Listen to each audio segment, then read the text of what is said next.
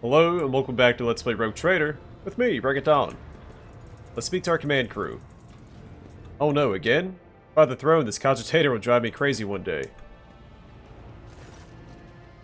Boxmaster Victus. A thin pale woman stands out among the rest of the crew. There's a thick bundle of cables coming out of the back of her skull and disappearing under her ceremonial garment. You see the grate of a quietly humming vox where her mouth should be. The woman sees you and bows her head in a respectful greeting. How may I serve you, Lord Captain? Remind me who you are.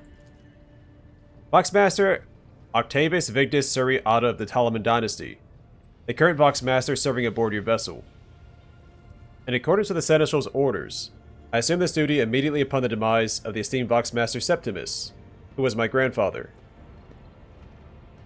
What are the Voxmaster's duties? I'm the ears and the voice of this void ship. I supervise several dozen officers and 3 times that number of support personnel. We receive, send, encrypt, and decode all incoming and outgoing messages through the ship's internal and external channels. And we also ensure clean communications and the optimal efficiency of the crew's Voxcasters. If you ever want to know what worries and concerns your crew are harboring, what your subjects are whispering about in local networks after their watches, and what their leaders are clamoring about over shortwave Fox transmissions, just come and see me. I'll satisfy your curiosity.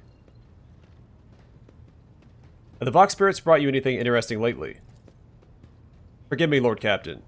I have no information that would be of interest to you at this moment. I only recall that changing once or twice. With the 2 new DLC, that may change. Your appearance is unique. You are a Voidborn, are you not? My appearance comes from my heritage. Generation after generation of people who spent their entire lives in the depths of this void ship. Neither we nor our ancestors have ever left our home, but the same can be said about many denizens of the Imperium's million worlds. We are used to the silence of the cosmos and the voices of the ship. There are thousands of us, but we dwell far from the Lord Captain's upper decks and remain unseen. We are the Voidborn. Where does the word Voidborn come from? Because we're the children born in the void between the stars, be it the womb of a traveling vessel, an orbital satellite, or a forgotten asteroid station.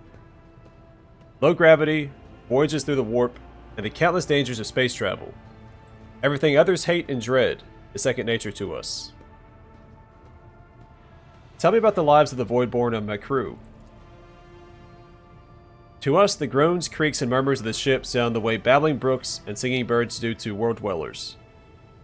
We hear the ship breathe. We know what it is feeling and thinking. We are a part of the ship, just like it is a part of us. We perform numerous functions, and there are many officers among our number. Some maintain order and prevent mutiny. Others serve as shepherds to support the crew. And some devote themselves to mending the body and spirit of the vessel. Most of the Voidborn are members of large voidship dynasties that bear responsibility for a certain aspect of the ship's life. For 300 years, the main branch of the Ptolemon Dynasty has produced the ship's Voxmasters, and most of our subordinates come from the cadet of houses of the dynasty. How do you find life on the ship? Life has been quite generous to me, Lord Captain. I'm the Voxmaster, and only the best in the dynasty can become one.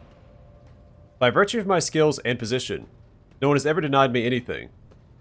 Our family claims a spacious section for its domain. I also enjoy long walks through the narrow and dimly lit corridors of the ship, listening to the sounds of her activity, falling asleep and waking up to the chanting of hymns, and admiring the stars beyond, of course. How do others on the ship treat you? We look, speak, and move differently from the inhabitants of the planetary worlds. Our way of life, traditions, and quirks frighten these people just like the darkness of the cosmos.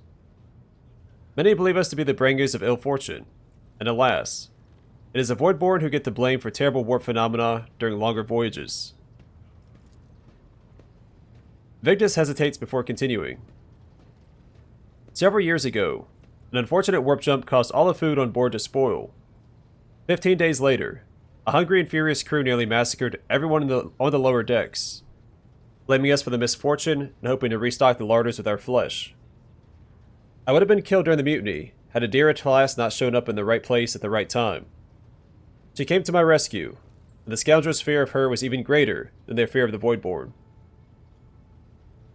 It looks like you're close friends with Adira. Webs of tiny wrinkles appear at the corners of Victus's eyes, the only hint that the Voxmaster is smiling. The Voidborn seldom make friends, especially among the captain's entourage. But you see, many consider Adira to be different. I am different too. We spent plenty of time in each other's company, discussing regicide over a glass of Amasec. So regicide is essentially chess and Amasec is alcohol. Regicide, a human tabletop game played across the Imperium of Man, similar to the ancient Terran game of chess. And Amasec, a potent alcoholic drink of varying quality, widely available across the Imperium. Except Adira changed after one incident, and we started to drift apart. The death of Lord Captain Theodora made her withdraw even more. I do not know if Adira considers me her friend now. We used to be very, very close. It is good I can still look after her, in my own way. Interpreting the Voxmaster's emotions based on half a face and a Vox-modulated voice is no easy task. But you manage to catch the undercurrent in Victus's words. The Voxmaster is not merely saddened by her rift with Adira. She is devastated by it. Have you ever left the ship? Oh, I did once, and it was dreadful.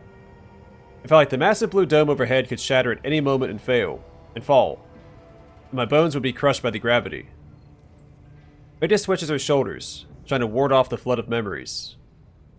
The ship is my home, Lord Captain, and I will not trade it even for the bounty of 100 worlds. I see. Let us return to business. As you wish, Lord Captain. Alright, connect me to the vessel's main channel. I wish to bolster the morale of my crew.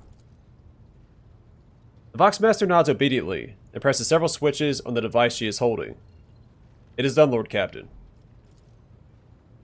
You address the crew with a rousing speech, and hear your voice roll through the ship, reaching even the normally quiet corners of the vessel. When the broadcast ends, you hear distant shouts of approval. That will be all for now. I live to serve, Lord Captain.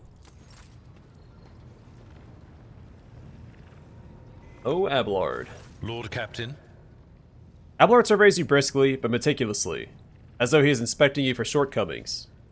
Then he offers a courteous nod.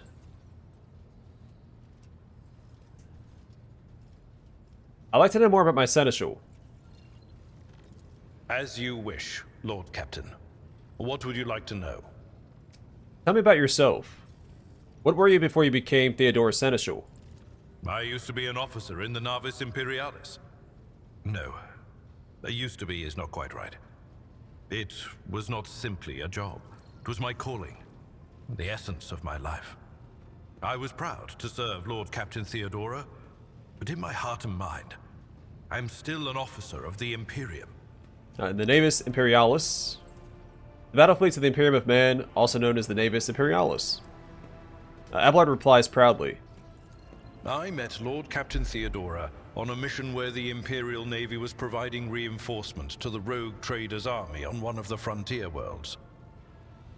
Our acquaintance was not easy. Working with people outside the Navy hierarchy has never been my strong suit. It was to my great surprise then, that after the mission's completion, I received a referral to leave my service in the Navy and join the rogue traders' personal council. It was a difficult choice for me. But I saw in the offer a chance to serve the interests of humanity even more effectively than in the Navis Imperialis. You do not need me to tell you just how remarkable a person Lord Captain Theodora was. I recognized her at once as a true leader and formidable creative force. One who had built a protectorate amidst the dangers and wildness of the expanse. Leaving the Imperial Navy is far from easy. Why were you permitted to quit your post? You could say there was no one among the naval command who was willing to impede the wishes of the rogue trader. To do so would be to risk their own position and their relationship with Theodora. The Lord Captain possessed certain contacts in the Imperial Navy. Contacts which she used to request help during the conflict on the border world. And which enabled her to make me an offer that resulted in my joining her retinue. Abelard chuckles. The Navis Imperialis is an ancient institution with its own mandates and muster lists. On occasion, in the heat of an official briefing, or an informal discussion, I violated those rules, determined to press my point. It is challenging to choose the words to accurately express my opinion on a situation or the actions of others that do not sound overly scathing or confrontational. Many in command were inclined to view my manner of speaking as unbefitting a person of my rank. Abelard seems to crack slightly under your intense stare. The way you talk about Theodora, I'm beginning to think you were in love with her. What? Lord Captain, any allegations of improper feelings or unsanctioned relations are utterly baseless and bordering on the insulting. Utterly baseless. Abelard appears to have lost the power of speech. He furrows his brow and adds, "You have a family." I am a widower. I am a father of 4, and if my information is not outdated, a grandfather of 11. My family lives on Dargonus. None of my children express any eagerness or aptitude for serving aboard ship, and I would hardly have insisted that they follow in my footsteps. Abelard responds demurely. "Well, thank you. I have no more questions." Of course. You may call me by my first name if you wish. I thank you for the honor, but I must decline. As a former military officer, I believe in the importance of order in all things, including the chain of command. You are the Lord Captain, my direct superior. I am not prepared to address you in any way other than as regulation dictates. Well, let's talk about things that may be useful to me as the rogue trader. A noble aspiration, Lord Captain. I am ready to acquaint you with all the particulars that interest you.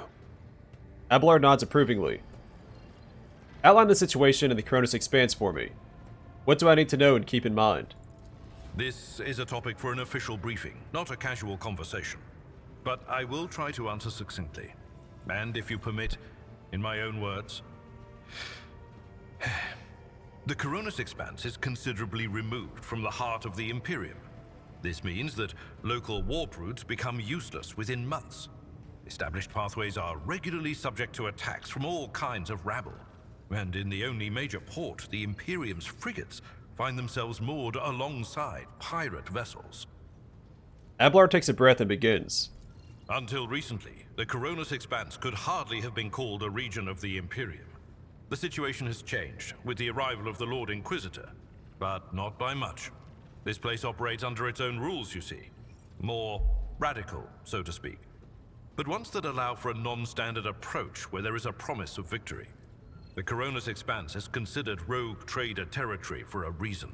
Only rogue traders have sufficient military might, audacity, and the rights granted them by the warrant to survive the leap into the unexplored part of the Expanse, and in the event of a successful outcome, to hold on to whatever they manage to capture on the frontier.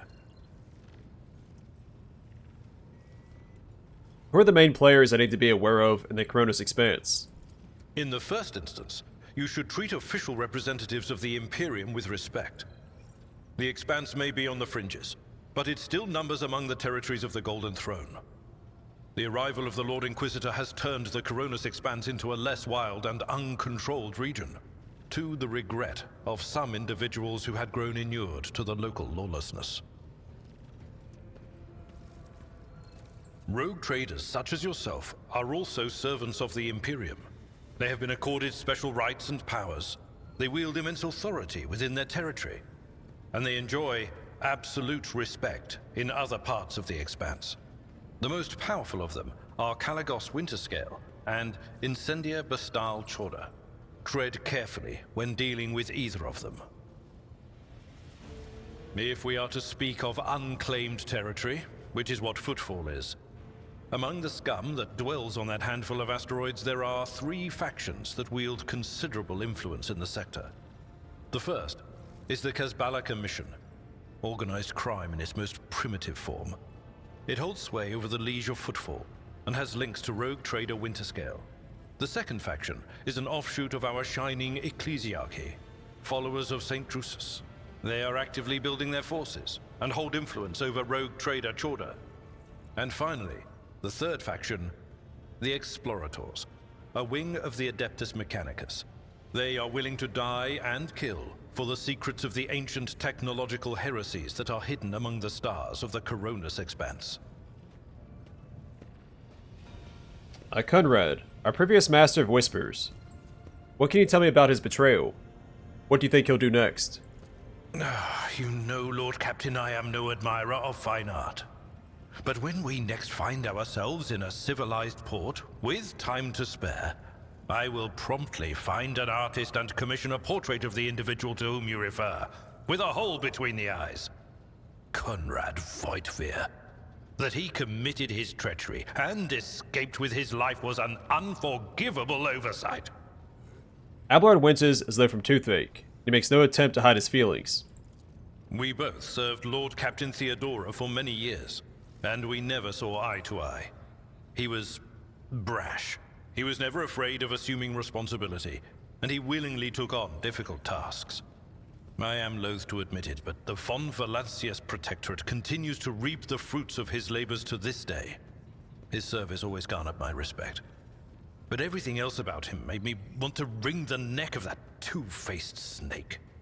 Abelard frowns for a moment, then continues. If you are taking comfort in the thought that we will hear no more of Conrad, prepare to be disappointed. You thwarted his plans, his meticulously plotted and nurtured treachery.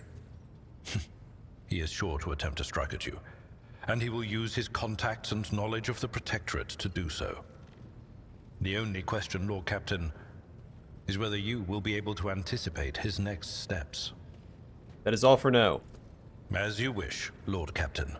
I must take my leave. Until next time, Seneschal. Lord Captain. Abelard gives you a regulation salute. Hi, Jocasta Sauerback. Or Yocasta. Jocasta Sauerback is the very picture of discipline. Her uniform is exquisitely pressed, her armor is polished, and her posture is imposing and rigid. The only flaw in her immaculate appearance is the heavy enforcer's maul, which is worn and battered from frequent use. She salutes you with a practiced motion. Greetings, Lord Captain. How did you come to serve on my flagship? I come from the noble Sauerback family of the capital ward of Dargonis, who we'll meet later. I dare say that our house is renowned for its loyalty and strict adherence to the law, and the members of my family have been your faithful enforcers for centuries. I'm honored to be the 6th Master-at-Arms named Sauerback to serve on this ship.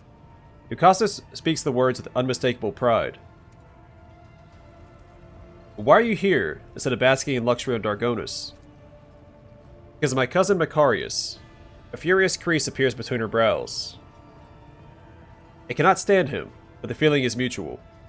We can hardly be in the same room together, so I jumped at the opportunity to become your enforcer.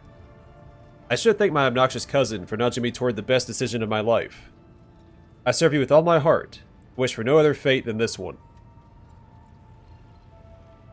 You're wearing Imperial Navy armor. How did you come by it?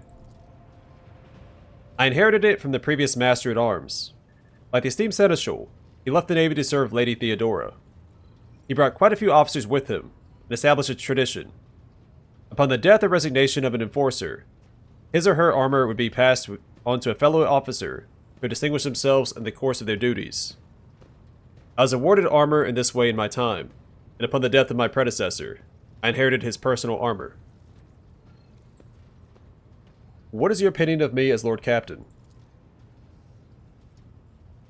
I would not dare form opinions about your lordship. That would be unforgivably brazen of me. My duty is to serve, not to evaluate. I want to know what you think about the other officers. I do not trust them, but I do not trust anyone. Mistress Holloman has too much power, and will surely be tempted to start deciding for herself what information to share with the crew on your behalf, and what to withhold. Ravor is closely intertwined with the ship's systems, which opens up plenty of opportunities for sabotage. He must be watched. As for Danrock, forgive me, but a man of his size and habits cannot help but steal. What can you tell me about Abelard? The seneschal is a model of competence and fidelity, and all the officers and enforcers look up to him with gratitude. A grimace of fierce devotion takes hold of Sourback's face, before she abruptly grits her teeth and continues. It is all the more distressing to see that the years have not been kind to the deeply respected Master Versarian. Soon, there will be no rejuvenant treatments that can save him from the mistakes inherent in such advanced age. But we are ever watchful, and will be there to steady the trembling hand of the honored veteran if need be. I want to know more about your service. I am ready to answer any questions, Lord Captain. What are the Master-at-Arms' duties? I am responsible for upholding safety and order aboard the ship. Guard duties, patrols, finding and punishing troublemakers. In addition, my enforcers ensure that the crew follow all directives and carry out their tasks properly. As they say in my family, a servant who shows disobedience today prepares a riot tomorrow. There are thousands of people aboard this vessel. How do you maintain order? 2 words, Lord Captain. Suppression and fear. The base nature of the rabble cries for an iron grip, lest they give in to their animal urges. We have many well-tested measures to prevent it. Random night searches, preventative interrogations, corporal punishment, and executions. Or capital punishment. So we have corporal and capital punishment. Of course, the laws of the ship equally apply to the officers. We eradicate the canker of insubordination wherever we find it, without mercy. I hope you will not repeat the mistakes of the previous Master-at-Arms. You can be sure of that. He was a fine enforcer, but suffered from the fatal flaw of trusting his associates. I myself lack that weakness and trust no one except you, Lord Captain. Let us change the subject. Yes, Lord Captain. That is all for now. Proud to serve the dynasty. Or dynasty.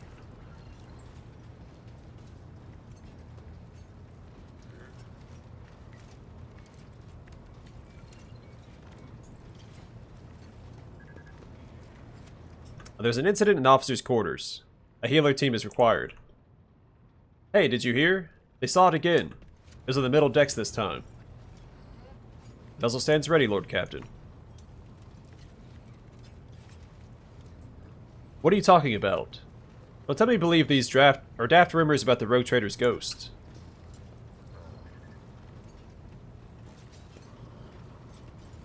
Maybe I don't. But the rumors are coming from somewhere, so somebody must have seen something. Or just wants others to believe they did.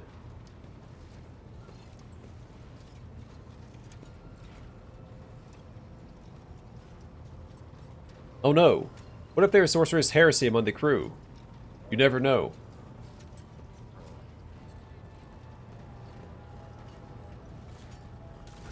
Also, I wanted to check.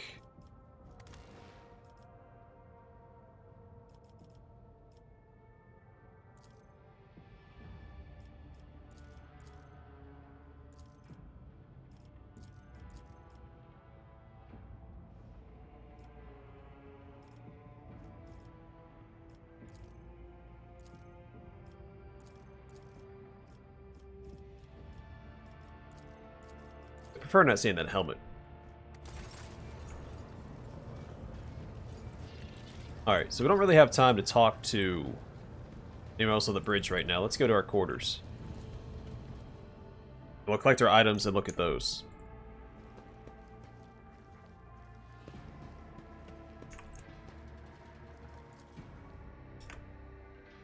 This hefty tome contains schematics of the flagship of House von Valancius, in addition to a plethora of notes, copies of reports, and other documents. This majestic portrait painted by a skilled artist greets guests who have been granted permission to enter the Lord Captain's quarters.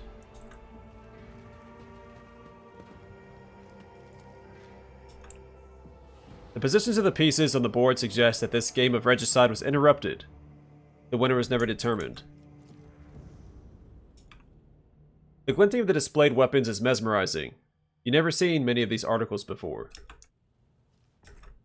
Looks like we have a power sword, a combat knife, Prometheum? Some sort of pistol. It might be like that shotgun pistol. A regular sword, a chain axe, a rocket launcher of some kind. That might be an Inferno pistol. That's an Eldar rifle. And grenades, of course. A thunder hammer. A melta. It's probably a dark Eldar weapon. And it looks like a heavy bolter. This fine sculpture, made from a strange metal, seems to absorb any rays of light that fall upon it. Liturgies of the Faithful to His Word and Name. The text below this solemn heading looks noticeably faded. It appears that the prayer book has been kept open on this page for a very long time. A bizarre fragment hung on a trophy board. The light smooth surface of the object is dotted with dark spots and crumbling holes.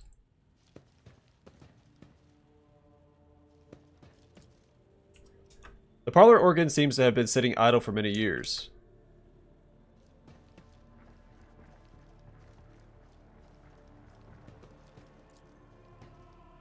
Beyond the glass, the distant stars glimmer in the darkness of endless space, filling you with an odd sense of dread.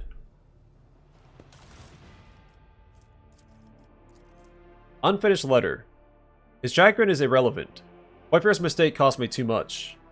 Years of work, tremendous resources, all wasted. He has failed at what he was supposed to be, irreproachable at, uncovering spies, and this one was a senior officer. I'm not about to discard him. Conrad has served me for too long for his removal to go painlessly for the Protectorate. Besides, he is no fool. He could not have seriously expected to become the next in the Von Valancius line, when his skills and talents as Master of Whispers are so valuable. Let his disinheritance serve as a humiliating but instructive lesson from which he may yet learn.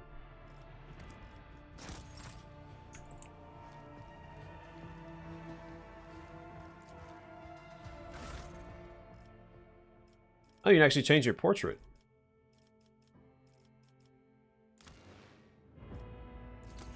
Huh. I don't remember that being an option.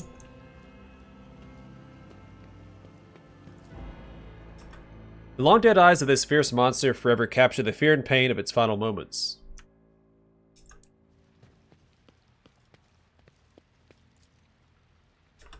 The water's calming murmurs and the warm steam feel inexplicably deceptive. A moment of weakness and rest promises nothing but danger. You'd like to take a bath, your lordship? Yeah.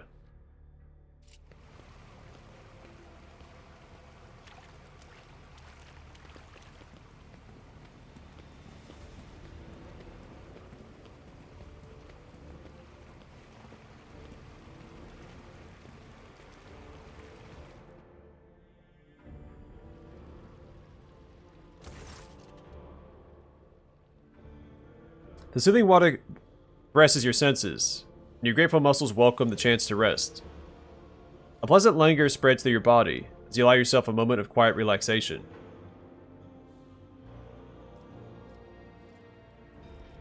Relax and close your eyes.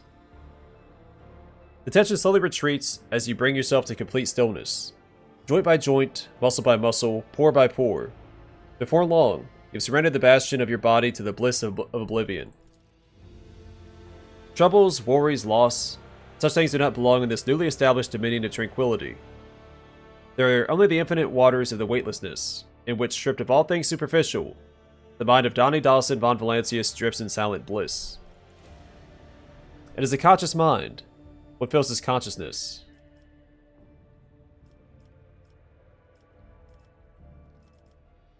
Thoughts of those who keep him afloat in these waters. Who will drown? And who will he manage to pull to the surface? The strands of fate are fragile, yet woven together, they are strong. Not everyone is destined to see this voyage through to its end, but no one will be forgotten. This moment of serenity soon fades. The body reclaims the mind, binding it once more to the familiar shell of flesh, sinew, and bone. Finish your ablutions. You feel revitalized. This is surely an experience worthy of a rogue trader. We'll come back later when we have more companions and probably do like a whole bath episode.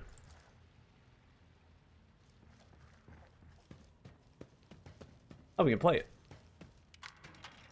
Parlor organ seems to have been sitting idle for many years. Oh.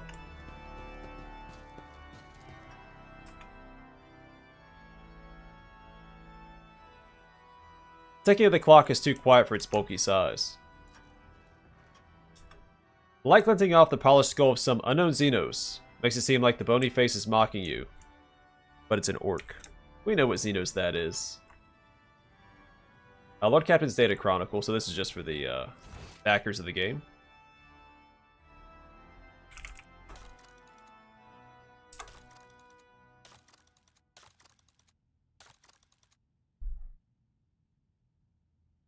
Oh, am I in here as my name, or am I in here as... I know I'm in the credits. Twice, actually.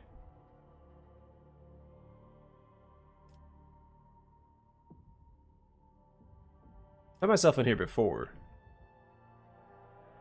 Oh well. It's not important.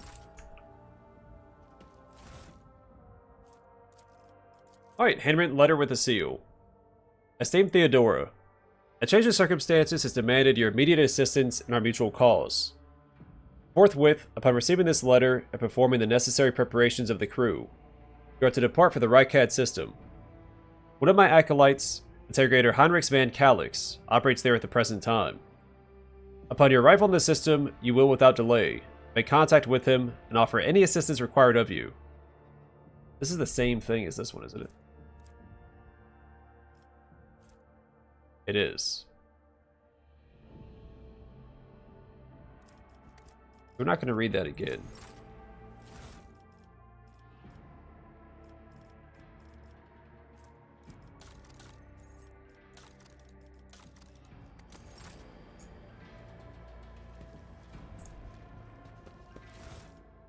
Alright, Face of the Sovereign. The wearer gains an additional +1 resolve whenever they kill an enemy. In Von Valancia's Cloak, while the wearer is at full wounds, they gain +5 to all characteristics.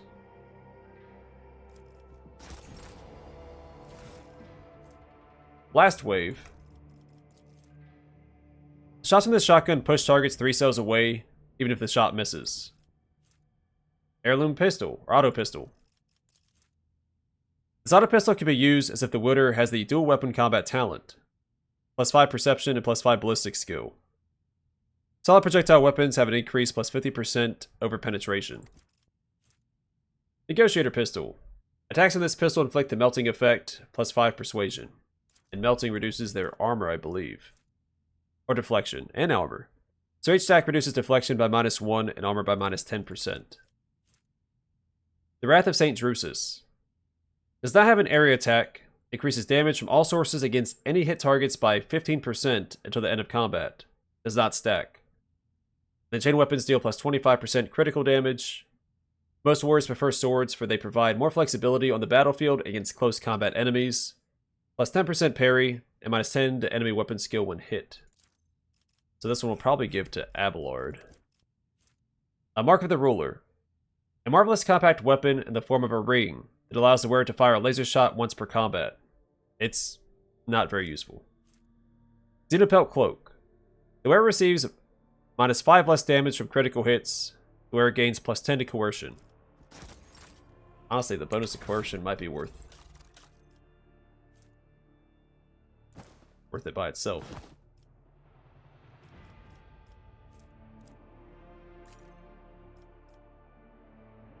Sure, we'll put that on.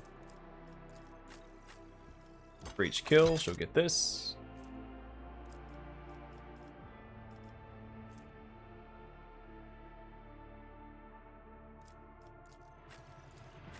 Yeah, so only the main character can equip this one.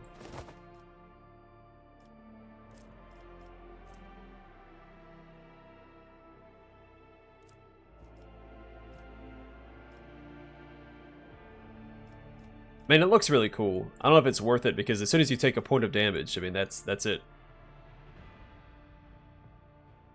I like the coercion personally.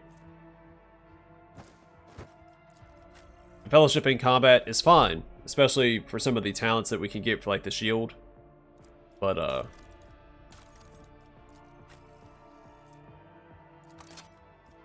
there you go, buddy. 10 to 15 versus 10 to 15. May as well have the knockback effect as well. That's redundant. May as well have the knockback effect as well. +5 to persuasion.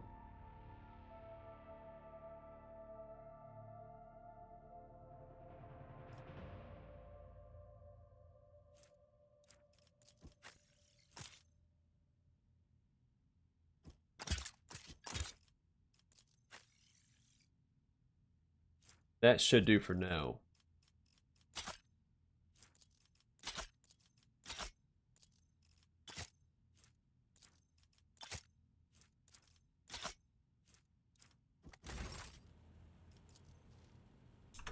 The bookshelves are packed with ancient books, piles of papers, and tomes, many of which look rather worn.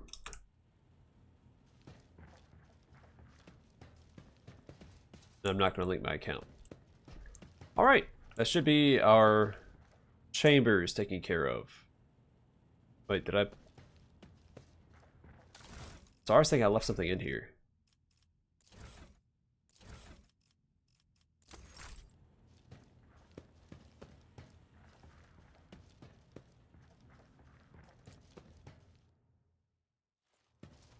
Alright, so I'm going to call it here, and next time we will continue speaking to our command crew and our companions. But for now, thanks for watching. Hope to see you guys in the next one.